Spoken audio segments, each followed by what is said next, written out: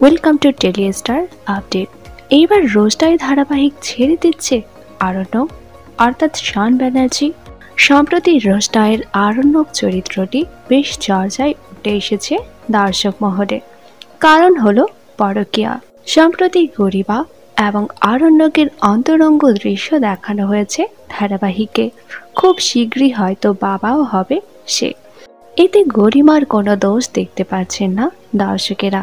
তবে নায়ক হয়ে আরণ্যক করে যাচ্ছে পরকীয়া, যা নায়ক হিসেবে একেবারেই বেমানান।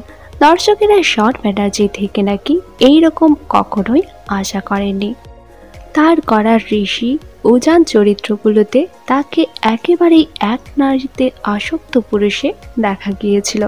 তাই অনেকেরই মত আরণ্যক চরিত্রটি শনের যোগ্যই না। শনের উচিত ধারাবাহিক ছেড়ে দেওয়া। তবে ধারাবাহিকে সাইন করার আগে ধারাবাহিকের পুরো স্ক্রিপ্ট দেওয়া হয় না অভিনেতা এবং অভিনেত্রীদের। যে কোনো দিকে যে কোনো সময়ে মোড় নিতে পারে ধারাবাহিকের গল্প। তাই অনেকেই আরণ্যক চরিত্রের জন্য শনকে কোনোভাবেই দায়ী করছেন না।